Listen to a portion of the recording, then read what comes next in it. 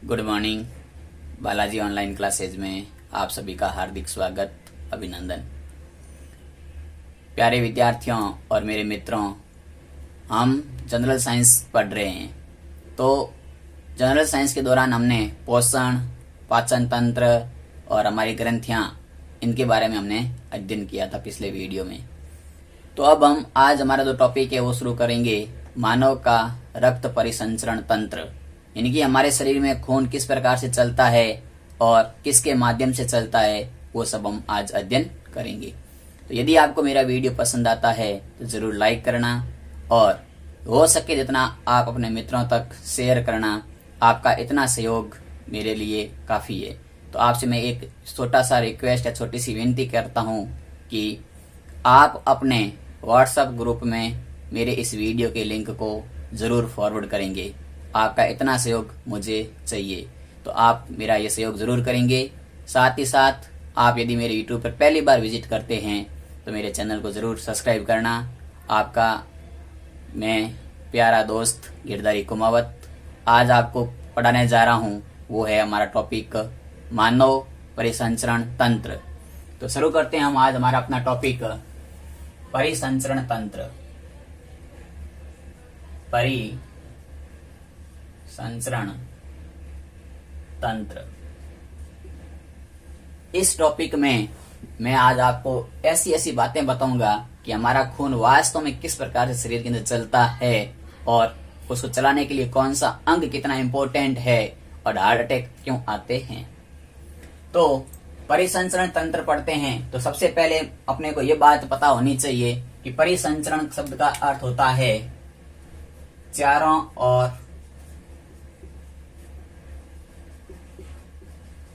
परिवहन, यानी कि चारों ओर बहना या परिवहन। तो हमारा शरीर, आपने देखा होगा कि हमारे शरीर में खून पूरे शरीर में बहता रहता है, चलता रहता है।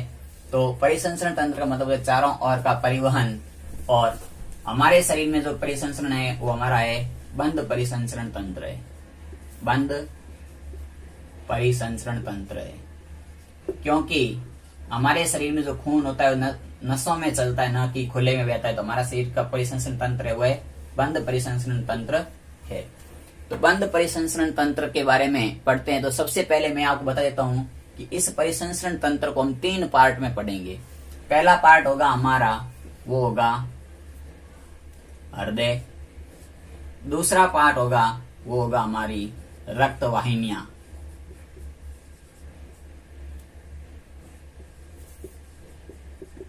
और तीसरा पार्ट होगा वो होगा हमारा रक्त। तो मैं आज आपको हमारे हृदय के बारे में अध्ययन करूंगा। तो यदि आपको हृदय के बारे में कोई भी प्रकार का डाउट है तो इस वीडियो से आपका जरूर क्लियर होगा, वीडियो पूरा देखोगे तो चलो हम आज शुरू करते हैं हमारा आज का टॉपिक हृदय।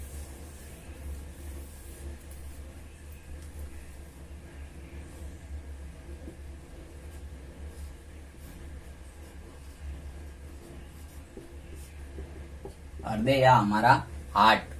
तो हृदय के लिए सबसे पहले हमें ध्यान होना चाहिए कि हृदय का अध्ययन जिस विज्ञान की शाखा में हम करते हैं उस विज्ञान को कहते हैं कार्डियोलॉजी।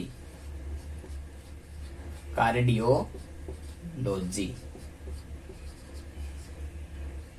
हृदय का अध्ययन हम विज्ञान की जिस शाखा में करते हैं उसे हम कहते हैं कार्डियोलॉजी। फिर आता है कि हृदय कैसा अंग है। तो हृदय एक मांसपेशीय अंग है। हृदय एक मांसपेशीय अंग है।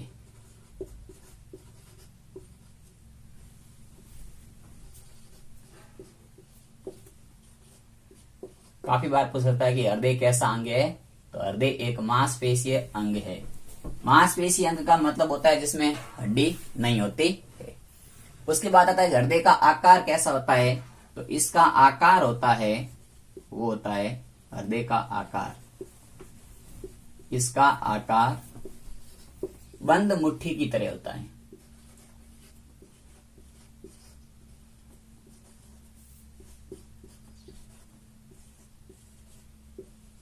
यानी कि हमारा जो हृदय होता है उसका आकार बंद मुट्ठी की तरह होता है। यानी कि इस प्रकार से हमारी जो बंद मुट्ठी है, इस प्रकार से हमारे हृदय का आकार होता है। तो बंद मुट्ठी के जैसा होता है। उसके बाद में आता है कि हमारे शरीर में जो हृदय होता है इसका कार्य क्या होता है। तो हृदय का काम होता है रक्त को पंपिंग करना।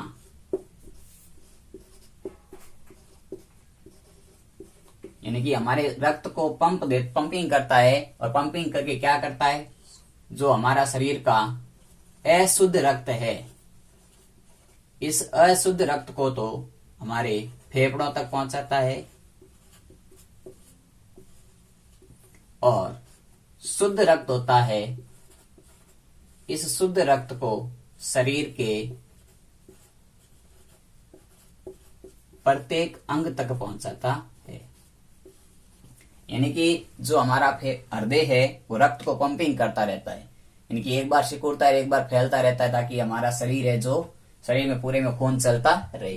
तो रक्त का हृदय का काम होता है रक्त को पंपिंग करना। और रक्त में क्या होता है कि अशुद्ध रक्त होता है फेफड़ों तक जाता है, शुद्ध रक्त होता है वो प्रत्येक शरीर के प्रत्येक भाग तक आता है। अशुद्ध रक्त का मतलब होता है, अशुद्ध रक्त किसे कहते हैं, तो जो अशुद्ध रक्त होगा उसमें होता है CO2 युक्त, यानी कि ऐसा खून जिसमें कार्बन डाइऑक्साइड गैस होती है वो होता है अशुद्ध रक्त। और शुद्ध रक्त होता है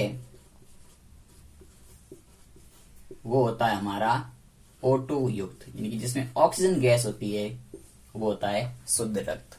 और अशुद्ध रक्त और शुद्ध रक्त के बारे में किस में चलते हैं ये आगे पढ़ेंगे। तो हमने पढ़ा कि हमारा हृदय है, उस हृदय का अध्ययन करना कार्डियोलॉजी कहलाता है। मांसपेशी अंग है, इसका आकार बंद मुट्ठी की तरह होता है, पंपिंग का काम करता है। शुद्ध रक्त और अशुद्ध रक्त पढ़े। इसके बाद में आता है कि हमारे हृदय का वजन कितना होता है। तो हमारे हृदय का वजन होता है वो होता है 300 ग्राम। और यह वजन किस व्यक्ति का होता है, जिस व्यक्ति का सामान्य वजन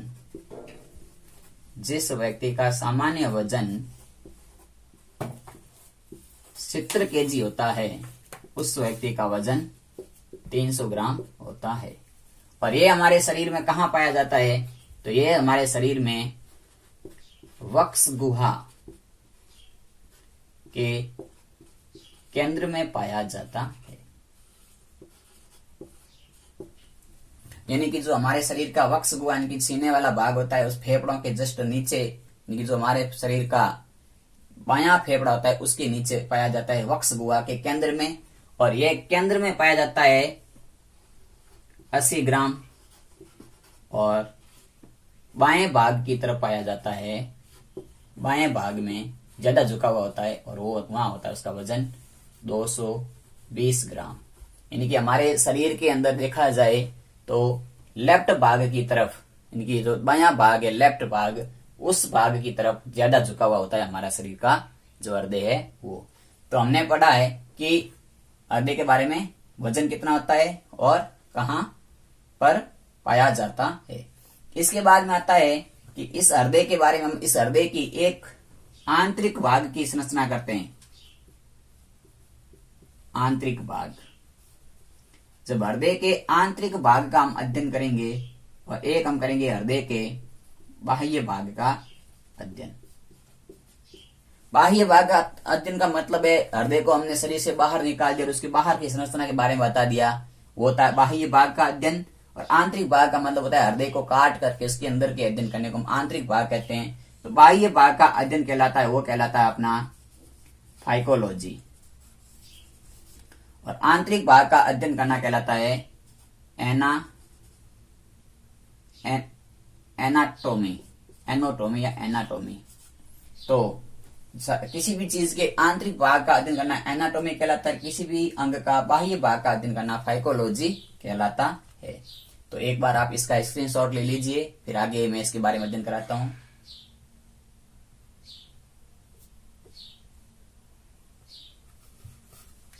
आप सबने स्क्रीनशॉट ले लिया होगा।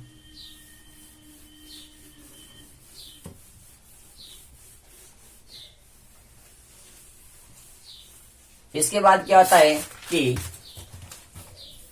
अब हम हृदय के बाह्य भाग का अध्ययन करते हैं। इनकी हृदय की संरचना बाहर से कैसी होती है, रोग क्या होता है, कहाँ पर। तो हृदय के बाह्य भाग, शरीर के अंदर हृदय होता है, उसकी बाह्य भाग तो हृदय होता है, ये एक हड्डी होती है इस प्रकार की, ऐसी, इसके मध्य में स्थित होता है। इस हड्डी का नाम होता है स्ट्रनम।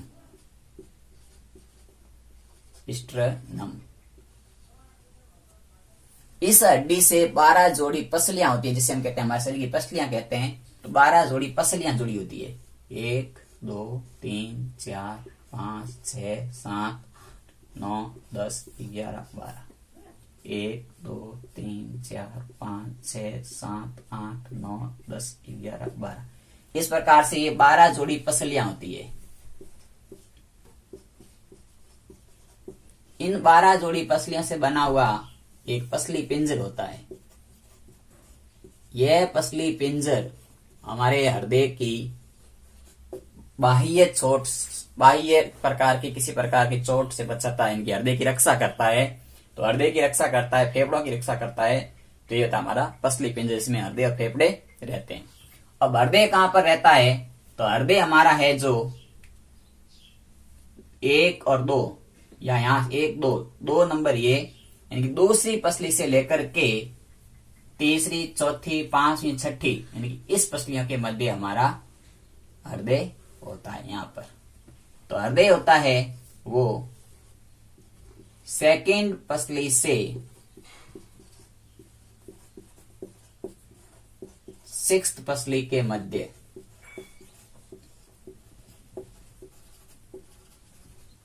यानी कि हमारा जो हृदय होता है वो दूसरी पसली से लेकर के 6वीं पसली के मध्य में स्थित होता है।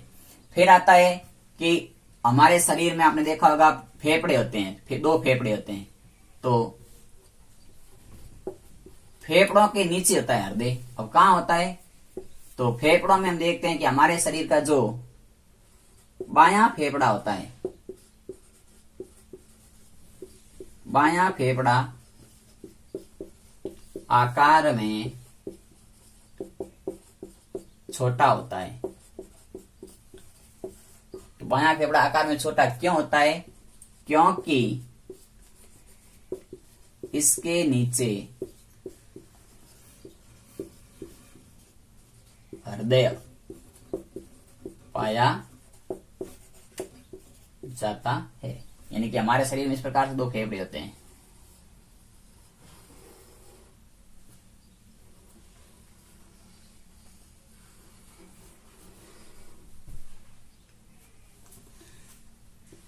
यह कुछ इस प्रकार का होता है, और यहां हमारा होता है इसके पीछे के भाग में हृदय। तो ये है हमारा दायां फेफड़ा, और ये है बायां फेफड़ा। तो बायां फेफड़े का जो आकार होता है, लेफ्ट फेफड़े का जो आकार होता है, वो छोटा होता है दाएं फेफड़े की तुलना में। छोटा क्यों होता है? तो क्योंकि इसके नीचे हृदय पाया जाता है। क्या पाया जाता है? हृदय पाया जाता है। तो इस प्रकार ये जो हमने अध्ययन किया, ये होता है बाह्य भाग का अध्ययन, यानी कि हृदय के बाहर की संरचना में हृदय कहाँ स्थित है, हृदय की कौन रक्षा करता है, कहाँ पे कितना, कौन से फेफड़े के नीचे होता है। केवल हमने हृदय के बाहर बाहर का अध्ययन किया। तो बाहर का अध्ययन करना मैंने पहले बताया था कि बाहरी भाग का अध्ययन करना फाइकोलॉजी कहलाता है। तो ये थी हृदय की फाइकोलॉजी। अब हम हृदय की पढ़ते हैं एनाटॉमी। तो आप इसका एक बार स्क्रीनशॉट ले लीजिए।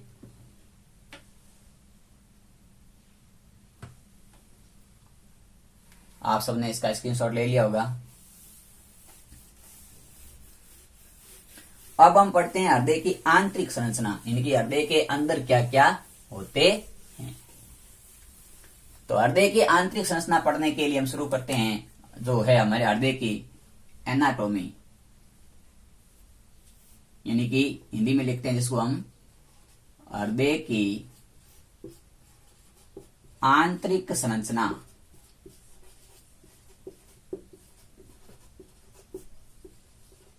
का अध्ययन,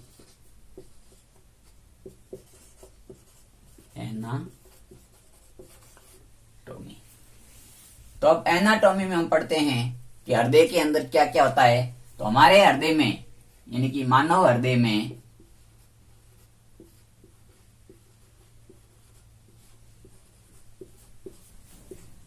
4 कोष्ठक होते हैं, 4 कोष्ठक होते हैं। अब आपको पता होगा कि 4 कोष्ठक क्या होते हैं, जो साइंस बैकग्राउंड से उसको पता होता है, लेकिन आर्ट्स वाले पढ़े हैं 10th क्लास में या हम पढ़ रहे हैं। तो अब 4 कोष्ठकों के बारे में बताता हूं। तो हमारा हृदय होता है कुछ इस प्रकार का,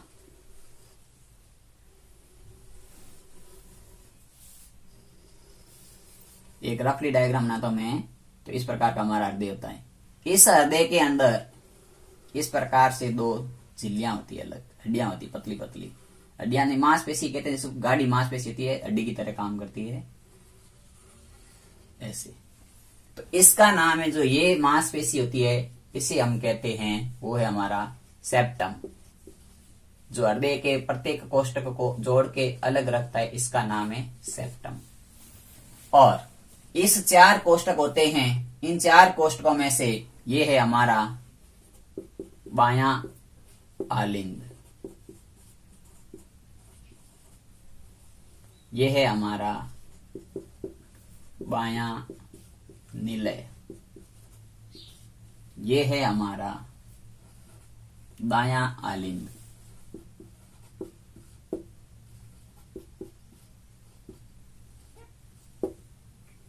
और ये है हमारा दायां निलय। तो मानव हृदय में कितने कोष्ठ होते हैं? तो मानव हृदय में 4 कोष्ठ होते हैं, 4 कोष्ठ होते हैं। 4 कोष्ठों में से 2 आलिंद होते हैं, 2 ही निलय होते हैं। तो काफी बार प्रश्न पूछा जाता है कि मानव हृदय में निलयों और आलिंदों का अनुपात है। तो आलिंदों और निलयों का अनुपात, यानी कि आलिंदों व निलयों की संख्या का अनुपात। काफी बार पूछा जाता है प्रश्न ये कि मानव हृदय में आलिंदों और निलयों की संख्या का अनुपात कितना है? तो अनुपात है 2:2, मतलब कि 1:1। इनके आलिंद और निलय बराबर होते हैं। हमें प्रश्न में पूछा जाता है 2:2 नहीं, 1:1 आता है काफी बार, या 1:1 नहीं है, फिर 2:2 है। दोनों का अर्थ एक ही होता है। 2:2 का मतलब होता है 1:1, दोनों 2 के पहाड़े से कट जाते हैं। तो अब हम कुछ इस प्रकार से, ये तो थे हमारे मानव हृदय के आंतरिक भाग के अंदर। अब हम पढ़ते हैं कि जैसे कुछ अलग होते हैं, जैसे मछली होती है। तो मछली में कितने आलिंद होते हैं, यानी कि कितने कोष्ठक होते हैं? तो सामान्य जो मछली होती है उसमें होते हैं 2 कोष्ठ। सामान्य मछली में 2 कोष्ठ होते हैं, 1 आलिंद और 1 निलय। लेकिन इसका एक अपवाद है, जो हमारी ब्लू व्हेल्स व्हेल मछली है, इस व्हेल मछली के अंदर 4 कोष्ठ होते हैं।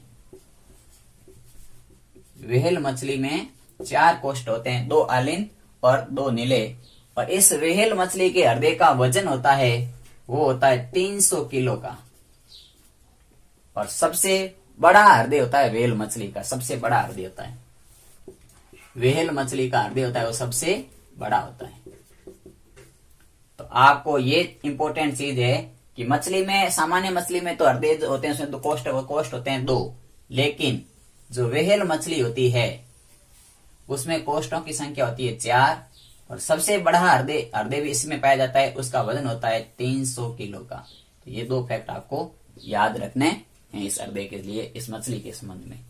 फिर आते हैं कि कुछ और पक्षियों के बारे में पढ़ते हैं। जैसे पक्षी है, तो पक्षी में कितने आलिंद होंगे, कितने निलय होंगे, कितने कोष्ठ होते हैं? तो पक्षियों में होते हैं 4 कोष्ठ, 2 आलिंद 2 निलय। इसी प्रकार सांप या चिपकली होती है, सांप या चिपकली, सांप या चिपकली में जो कोष्ठकों की संख्या होती है वो होती है 3 कोष्ठ। कोष्ठक कह सकते हैं या कोष्ठ कह सकते हैं, 3 कोष्ठ। 3 कोष्ठक में से होते हैं 2 आलिंद होते हैं, 1 निलय होता है।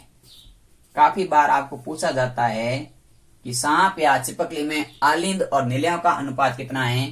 तो 2 आलिंद 1 निलय, 2:1। 1, 2:1, 2 आलिंद और 1 नीले होता है।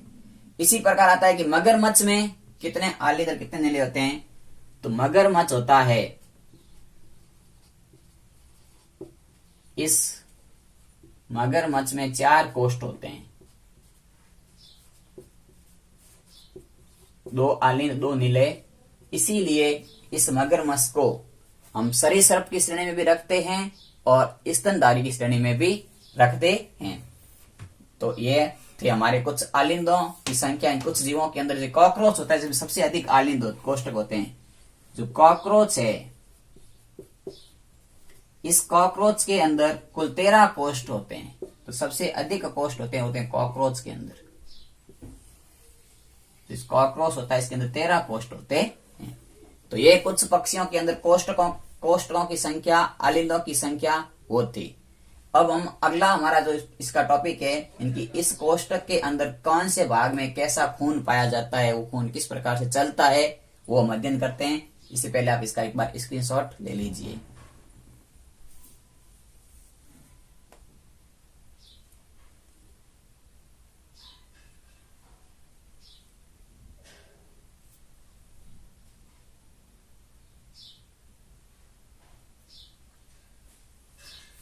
आपने स्क्रीनशॉट ले लिया होगा।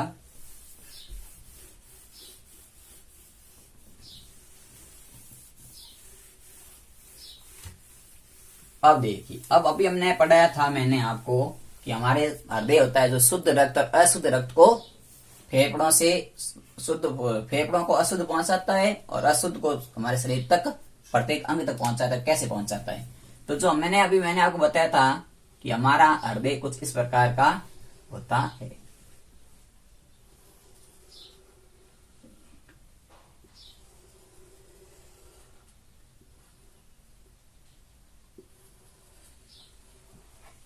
ये है, इस भाग का नाम अभी मैं सेप्टम। ये हो गया हमारा बायां आलिंद,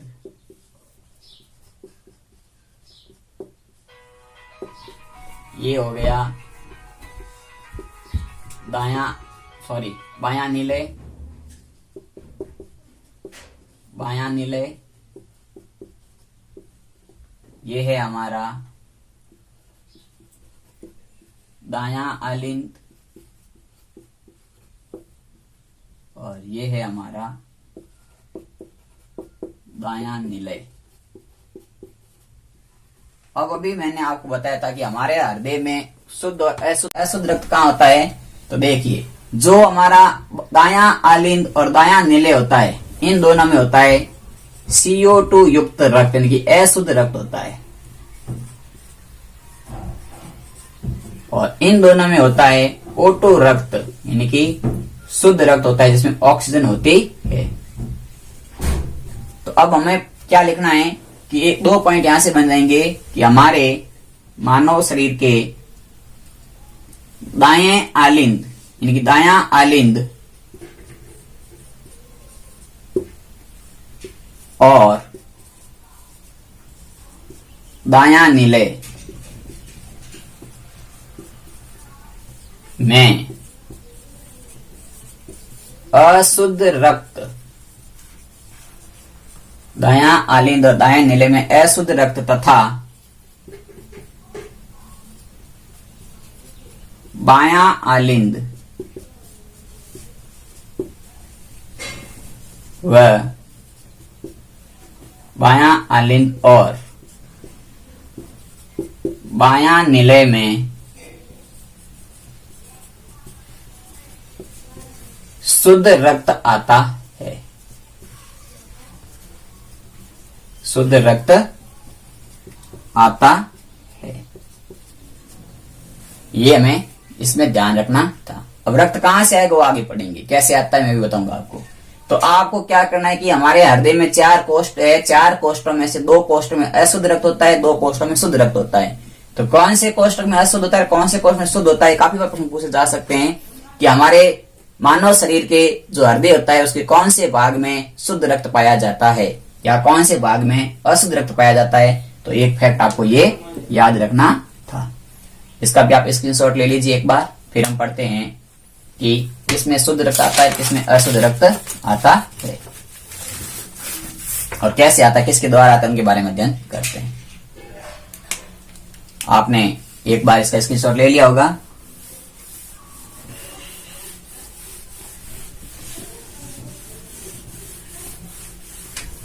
तो अब हम क्या पढ़ते हैं कि जो मैंने अभी आपको बताया कि बायां आलिंद बायां नीले होते हैं, उसमें शुद्ध और अशुद्ध रक्त आते हैं। तो रक्त आता किसमें है, तो अब हमारा जो टॉपिक है वो है रक्त वाहिकाएं।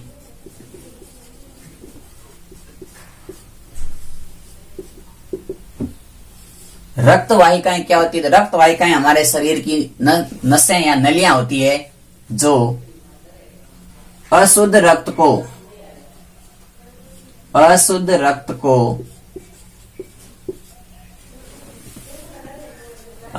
तक लाती है और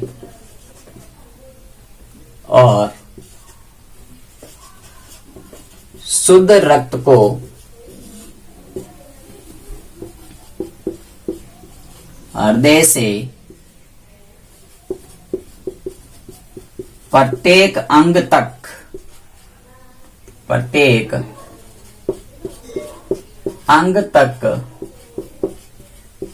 ले जाने वाली नलिकाओं को रक्त वाहिकाएं कहते हैं। यानी कि रक्त वाहिकाएं किसे कहते हैं, तो अशुद्ध रक्त को हृदय तक लाती है और शुद्ध रक्त को हृदय से प्रत्येक अंग तक ले जाने वाली नलिकाओं को रक्त वाहिकाएं कहते हैं। अब आता है कि रक्त वाहिकाएं होती कितने प्रकार की है, तो रक्त वाहिकाएं 3 प्रकार की होती है। तो रक्त वाहिकाओं के प्रकार,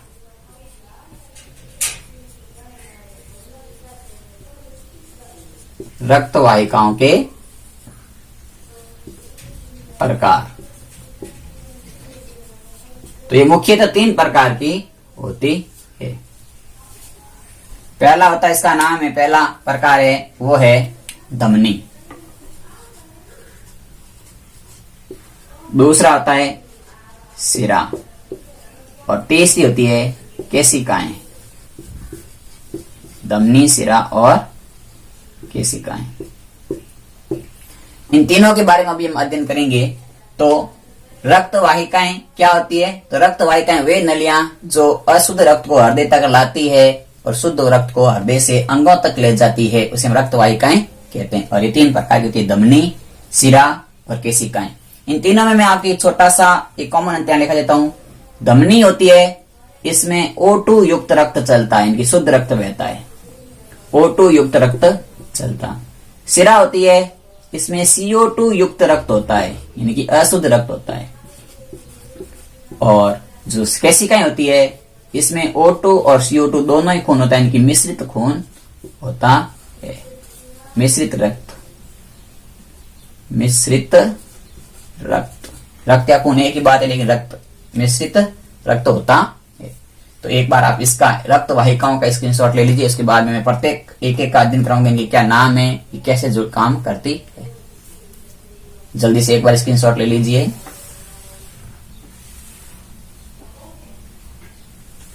चलिए,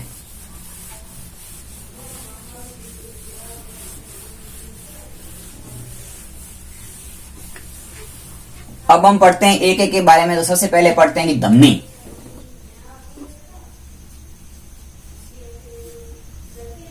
धमनी क्या होती है, उसके बाद हम पढ़ते हैं सिरा या सिराएं, और उसके बाद पढ़ते हैं केशिकाएं।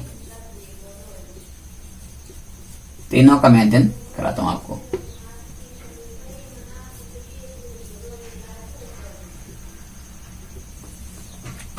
तो जो धमनी होती है, इस धमनी में शुद्ध रक्त या कह सकते हैं O2 युक्त रक्त चलता है। यानी कि ऐसी नलियां जिसके अंदर शुद्ध रक्त बहता हो, उसे हम धमनी या सिरा के धमनी कहते हैं। यानी कि शरीर के धमनी किसे कहेंगे, तो वह शरीर की वह नलियां जिसके अंदर O2 युक्त रक्त या शुद्ध रक्त चलता है उसे हम धमनी कहते हैं। O2 या CO2 युक्त रक्त चलता रहता है। अब आता है कि इसका रंग कैसा होता है, तो इसका रंग होता है वो लाल होता है। धमनियों का रंग होता है वो लाल होता है। इसका रंग लाल होता है। इसका रंग होता है वो लाल होता है। और हमारे शरीर में जो सबसे बड़ी धमनी होती है जिसे हम कहते हैं महाधमनी, महाधमनी या सबसे बड़ी धमनी होती है, बड़ी धमनी का नाम होता है अयोटा।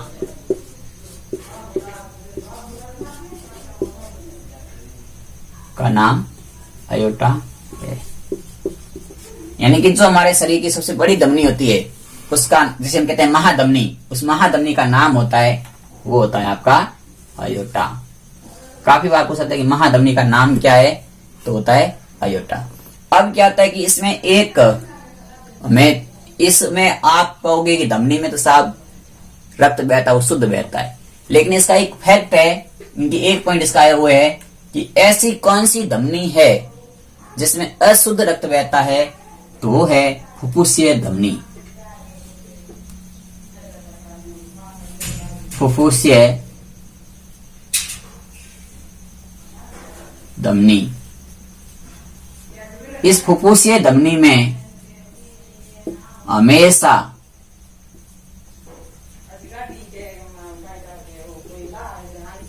अशुद्ध रक्त बहता है। तो आपको ये पॉइंट याद रखना है कि ऐसी कौन सी धमनी है जिसमें अशुद्ध रक्त बहता है, तो है फुफ्फुसीय धमनी। कौन सी धमनी है, तो फुफ्फुसीय धमनी। ये पॉइंट अलग है तीनों, और ये पॉइंट एक अलग है। तो ऐसी कौन सी धमनी है जिसमें अशुद्ध रक्त बहता है, तो वो है फुफ्फुसीय धमनी, क्योंकि बाकी सभी धमनियों में शुद्ध रक्त बहता है। इस प्रकार से हम पढ़ते हैं सिराओं में, तो इसमें अशुद्ध रक्त या CO2 युक्त रक्त बहता है। ऐसी धमनी जिसमें अशुद्ध या CO2 रक्त बहता, ऐसी नली जिसमें अशुद्ध रक्त या CO2 युक्त रक्त बहता है, उसे हम सिराएं कहते हैं।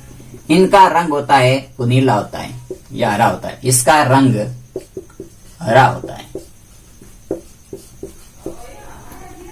हरा होता है।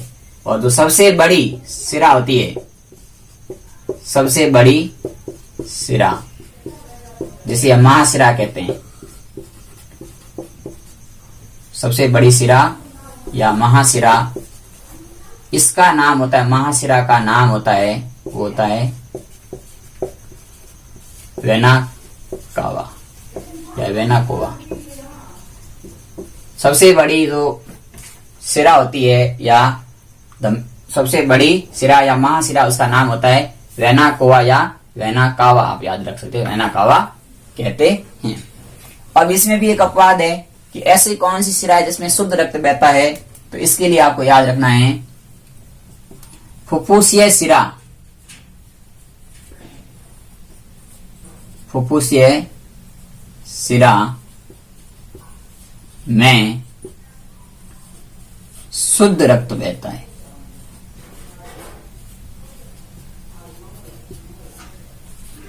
यानी कि जो फुफ्फुसीय धमनी होती है उसमें अशुद्ध रक्त बहता है, और फुफ्फुसीय सिरा होती है उसमें शुद्ध रक्त बहता है। अब ये फुफ्फुसीय धमनी और फुफ्फुसीय सिरा कहां जुड़ी थी, मैं अभी आपको आगे बताऊंगा। तो इस प्रकार से क्या होता है कि हमने धमनी और सिराओं में पढ़ा, अब हम पढ़ते हैं केशिकाएं। तो केशिकाएं क्या होती है, तो ये एक धमनी और एक सिरा को जोड़ के रखती है। एक सिरा तथा एक धमनी को आपस में जोड़कर रखती है। एक धमनी और एक सिरा को आपस में जोड़ करके रखती है, उसे हम केशिकाएं कहते हैं। इन केशिकाओं के अंदर O2 प्लस CO2 युक्त रक्त बहता है, यानी कि O2 प्लस CO2 रक्त होता है, वो इन दोनों में बहता है। किसमें? केशिकाओं में बहता है। मिश्रित खून होता है जो केशिकाओं में बहता है। तो इस प्रकार से हमने कुछ इंपॉर्टेंट फैक्ट पढ़े धमनी, सिरा और केशिकाओं के बारे में, जो आपको ध्यान में रखने हैं।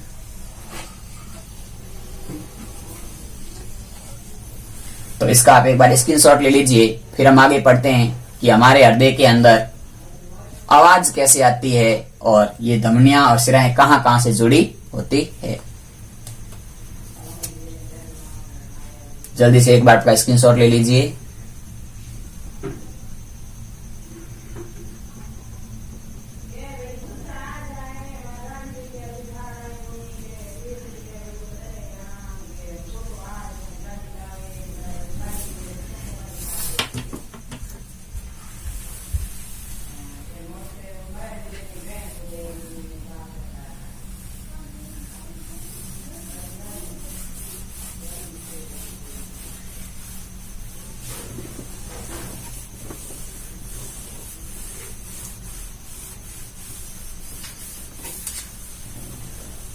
अब क्या होता है कि हमारे हृदय से आवाज किस प्रकार की आती है, यानी कि सामान्य हृदय होता है तो हृदय साउंड कहते हैं जिसे हम, या हृदय आवाज या हृदय की ध्वनि।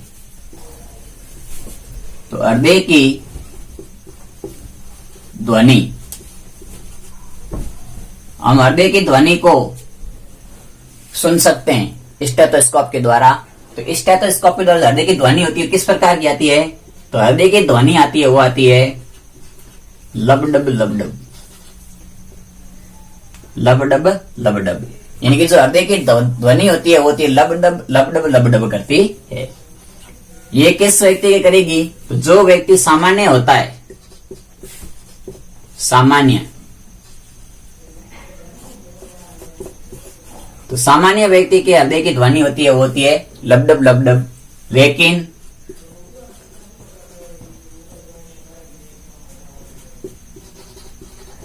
मरमर ध्वनि आएगी, जब उस स्टेथोस्कोप में मरमर की ध्वनि सुनाई देगी, तो व्यक्ति होता है असामान्य, यानी कि बीमार व्यक्ति, असामान्य, या हम कह सकते हैं उसको रोगी व्यक्ति। स्वस्थ व्यक्ति होगा तो हमारी ध्वनि आती है लबडब लबडब की, लेकिन जब अस्वस्थ व्यक्ति होता है तो उसकी ध्वनि आती है वो आती है मरमर की आती है। और ये ध्वनियां उत्पन्न कौन करता है? तो ये ध्वनि उत्पन्न करता है, उसका बारे में हम समझते हैं। तो ध्वनि की उत्पत्ति कैसे होती है? हृदय की ध्वनि की उत्पत्ति कैसे होगी? आप कैसे कहोगे सर जी ध्वनि की उत्पत्ति कैसे आई? तो ध्वनि की जो उत्पत्ति है वो किस प्रकार से हुई, बताता हूं आपको। तो देखिए, ध्वनि की उत्पत्ति का मतलब होता है कि ध्वनि की उत्पन्न कौन करता है? तो इस प्रकार से हमारा हृदय है, इस हृदय में 4 पोस्ट है। तो क्या होता है कि जो हमारे हृदय में ये दाया आलिंद, दाया नीले होता है, दाया आलिंद, दाया नीले, दाया आलिंद और दाया नीले होता है। इनके मध्य यहाँ पर 3 कपाट, इनकी 3 वॉल बने होते हैं। ये तीनों वॉल जब ये पूरा भर जाता है दाया आलिंद, तो ये तीनों वॉल खुलते हैं और दाएं नीले में आते हैं। तो जब यहां से रक्त इन तीनों से निकलता है तो जो आवाज उत्पन्न होती है ये त्रिकपाट वॉल, और जब त्रिकपाट वॉल खुलते हैं या बंद होते हैं तो आवाज उत्पन्न होती है लब। इसी प्रकार बायां आलिंद और बायां नीले होता है, इसके मध्य यहाँ द्विकपटी वाल होते हैं, द्विकपाट के वाल होते हैं, द्विकपाट वॉल। और जब ये द्विकपाट वॉल खुलते हैं और बंद होते हैं तो आवाज आती है डब। यानी कि इस प्रकार से हमारे ध्वनि उत्पन्न होती है। ध्वनि उत्पन्न करने वाले, ध्वनि उत्पन्न किसके द्वारा होती है? तो ध्वनि उत्पन्न होती है त्रिकपाट व द्विकपाट वाल्व के खुलने व बंद होने से हृदय की ध्वनि लबडब लबडब उत्पन्न होती है। तो आपको पूछा जाता है कि हमारे हृदय की ध्वनि उत्पन्न कौन करता है? तो वो करता है त्रिकपाट और द्विकपाट वाल्व करते हैं। तो इस प्रकार ध्वनि के बारे में हमने पढ़ा। ध्वनि को मापते किस में? तो मापते हैं स्टेथोस्कोप में। स्टेथोस्कोप में, इनकी जो स्टेथोस्कोप डॉक्टर के पास में हमने देखा होगा, तो स्टेथोस्कोप के द्वारा यह ध्वनि हम सुनते हैं, ध्वनि सुन सकते हैं। ये जब डॉक्टर कानों में लगा के हमारे सीने पर एक मशीन लगाता है, पीठ में मशीन लगाता है, तो जिसमें उसको वो इस ध्वनि को ही सुनता है। तो ये था हमारा इसका हृदय की साउंड के बारे में, इनकी हमारा हार्ट किस प्रकार से साउंड करता है उसके बारे में। तो आप इसका एक बार स्क्रीनशॉट ले लीजिए। इसके बाद हम पढ़ते हैं वो है कि हमारे शरीर में खून किस प्रकार से चलता है, इनकी हृदय का चक्रण पूरा किस प्रकार से होता है वो पढ़ते हैं।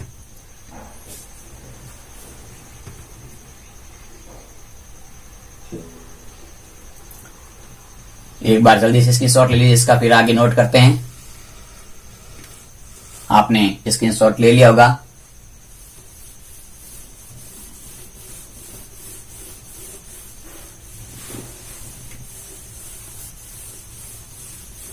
आज हम केवल हृदय को पूरा पढ़ पाएंगे।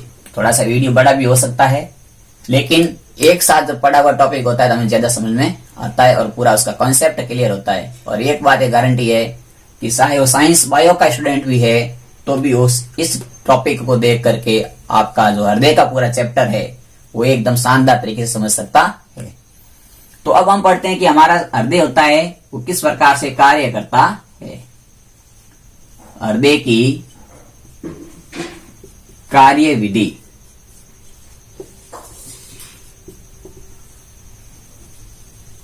तो हृदय की कार्य विधि के लिए मैं एक डायग्राम बनाता हूं आपके सामने।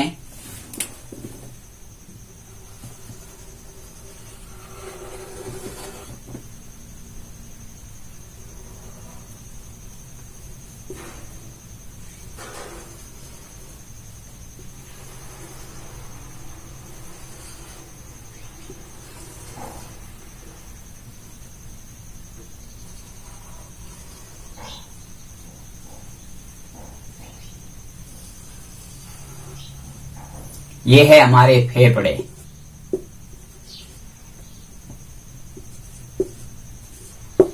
ये है हमारा हृदय और ये है हमारा शरीर का प्रत्येक अंग। अब क्या होता है कि हमारे शरीर में इस प्रकार से फेफड़े, हृदय और प्रत्येक अंग होते हैं। इनमें हृदय काम करता है, वो किस प्रकार से करता है? तो हृदय के अंदर ये है हमारा दायां आलिंद, ये है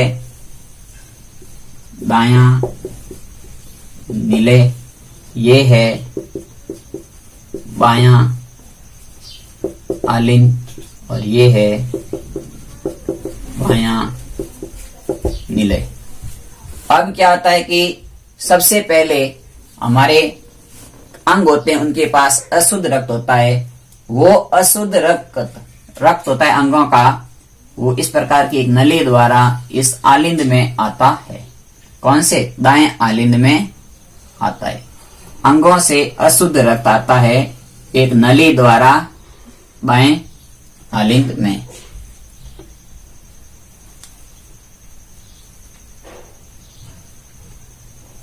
तो इस नली में जो अशुद्ध रक्त आ रहा है, कैसा रक्त आ रहा है? तो इस नली में जो रक्त आता है वो रक्त आता है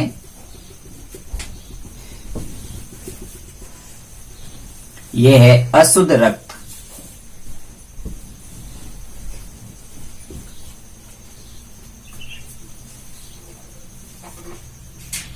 अब क्या होता है कि यह अशुद्ध रक्त है, जो जब ये पूरा आलिंद भर जाता है, दायां आलिंद, तो पूरा आलिंद भर जाता है, तो यहां पर होते हैं 3 कपाट, मैंने अभी पीछे बताए थे।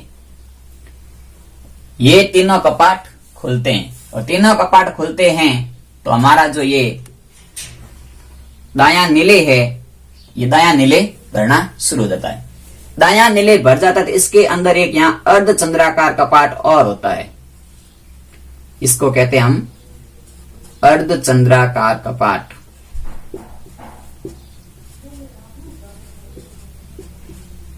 यानी कि क्या हुआ, मैंने बताया कि अंगों से अशुद्ध रक्त आया, और वो किसके द्वारा आता है, तो वो आता है महाशिरा के द्वारा। महाशिरा के द्वारा आता है, और महाशिरा का नाम मैंने क्या बताया था, वेनाकोवा, वेनाकावा। तो ये होती है वेनाकावा। तो अंगों से वेनाकावा द्वारा रक्त आता है, अशुद्ध रक्त आता है दाएं आलिंद में। फिर दाएं आलिंद में आने के बाद में तीनों कपाट खुलते हैं, यहां से रक्त आएगा, तीनों कपाट खुलेंगे, भर जाएगा पूरा ये। उसके बाद में ये जो अर्धचंद्राकार कपाट होता है, इससे एक नली जुड़ी होती है, ये इस प्रकार से नली जुड़ी होती है, और ये नली जा करके हमारे फेफड़ों तक पहुंचती है।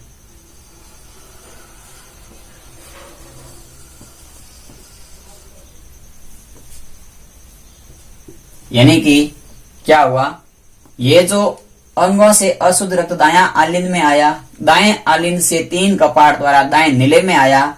दाएं नीले में यहाँ एक अर्धचंद्राकार कपाट था, इस अर्धचंद्राकार कपाट से रक्त इस नली में प्रवेश करता है, और यह अशुद्ध रक्त कहाँ जाता है, हमारे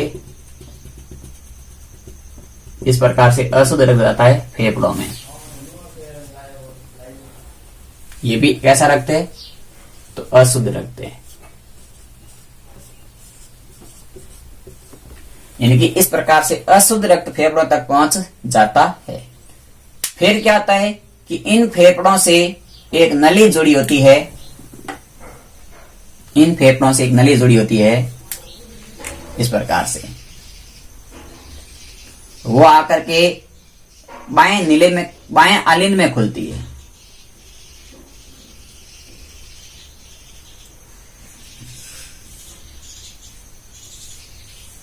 इस प्रकार से, यानी कि जब अंगों से अशुद्ध रक्त दाएं आलिंद में जाता है, दाएं आलिंद से दाएं नीले में जाता है, दाएं नीले में अर्धचंद्राकार कपाट होता है, इस अर्धचंद्राकार कपाट से नली जुड़ी होती है, उस नली के द्वारा ये रक्त फेफड़ों में जाता है, और इस नली को हम कहते हैं फुफ्फुसीय शिरा।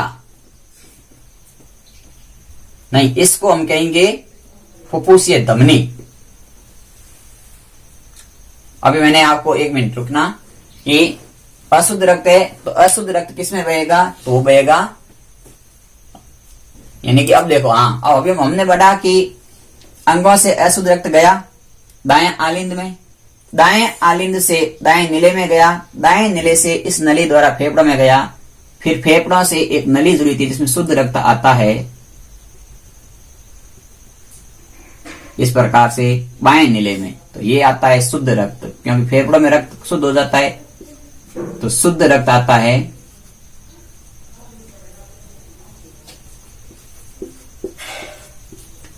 शुद्ध रक्त आ गया इस बाएं नीले में, और जो शुद्ध रक्त आता है तो इसका नाम है फुफ्फुसीय शिरा। फुफ्फुसीय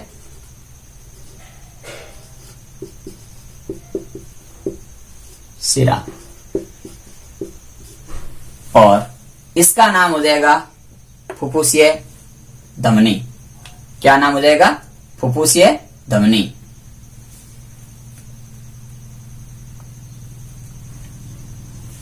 इसका नाम है फुफ्फुसीय धमनी।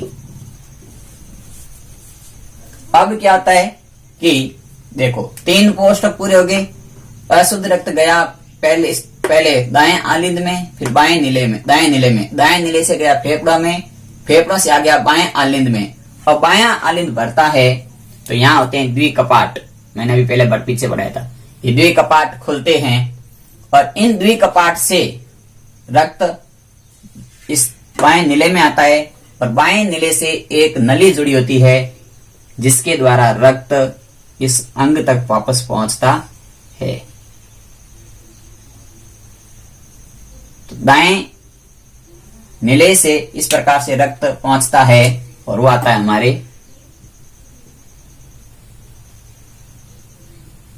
इस अंग के अंदर। तो जिस द्वारा आता है तो ये हो जाएगी महाधमनी, इनकी अयोटा। अयोटा इसका नाम है अयोटा। अयोटा। तो इस प्रकार से चले। तो इस प्रकार से क्या होता है कि हमारे शरीर में रक्त का पूरा परिसंचरण होता है। अब देखिए मैं आपस इसको पूरा समझाता हूं कि अब देखो आपको इस डायग्राम से आपको सब बेसिक बात है जो हमारे शरीर में खून किस प्रकार से काम करता है वो पूरा का पूरा डिपेंड करेगा। तो अब देखिए क्या होता है कि ये था हमारा हृदय में। हृदय को एक बार गहरा बना लेता हूं थोड़ा सा।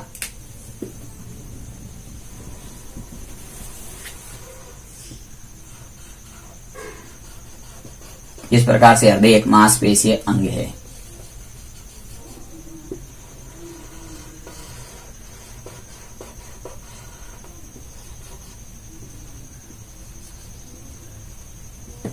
ये था हमारा हृदय।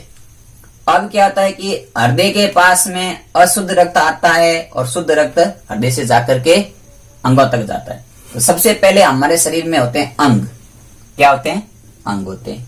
इन अंगों द्वारा ये एक नली थी, इस नली का नाम है महाशिरा, क्योंकि महाशिरा में अशुद्ध रक्त बहेगा। तो अंगों से लेकर के दाएं आलिंद तक, कहां से कहां तक? तो मैं कुछ फैक्ट लिख रहा हूं यहां पर। पहला फैक्ट है अंग से बायां आलिंद एक। तो अंग से लेकर के बाएं आलिंद तक एक नली जुड़ी होती है, उस नली का नाम है महाशिरा।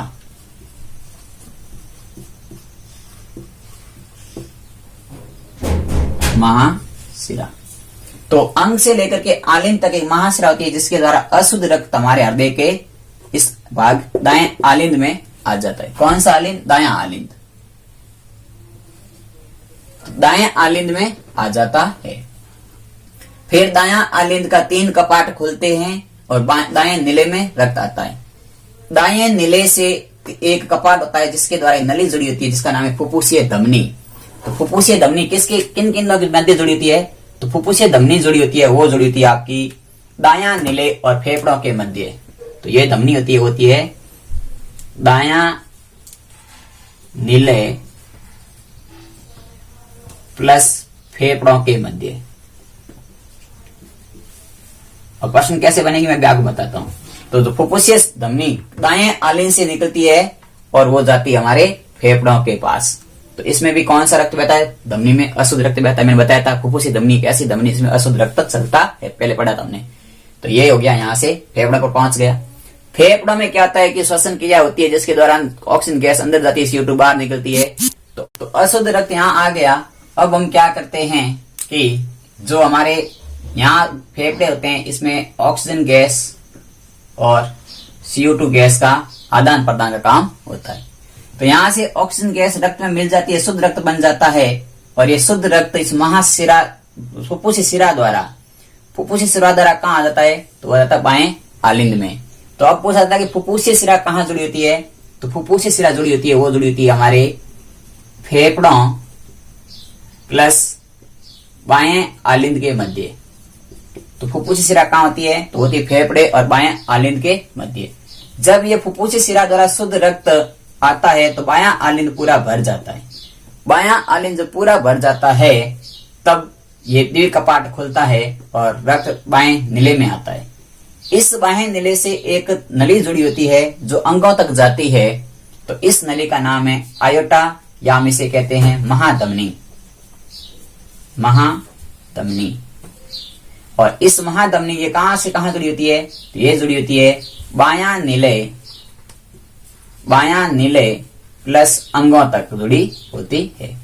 यानी कि बायां नीले और अंगों के मध्य जो नली होती है उसे का नाम है अयोटा या महाधमनी। और तो इस प्रकार से एक रक्त परिसंचरण पूरा पड़ा। और हमारे इस हृदय का जो सबसे मजबूत और सबसे बड़ा भाग होता है वो होता है बायां नीले।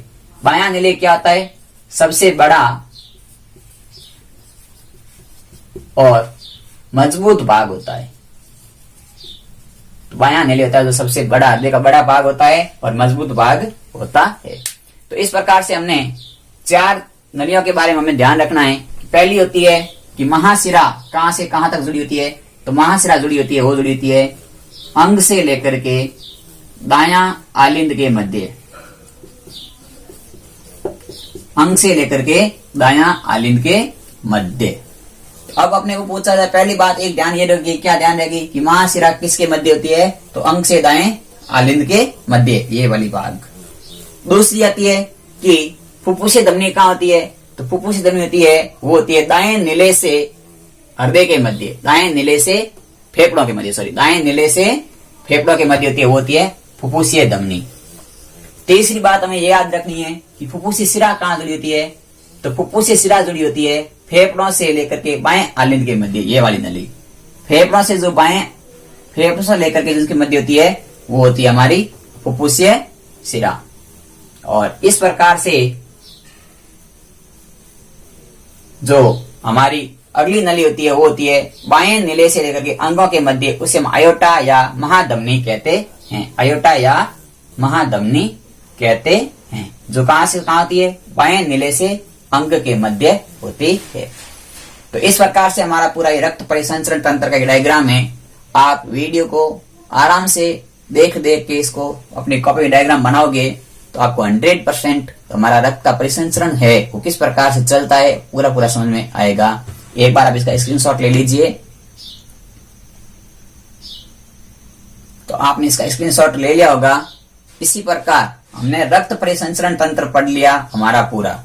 अब हम इसके बारे में क्या है कि ये पूरा जो एक चक्र होता है, इस पूरे चक्र को हम कहते हैं एक सर्कुलेशन चक्र या हृदय चक्र कहते हैं। तो इसका नाम, दूसरा नाम होता है वो होता है हृदय चक्र।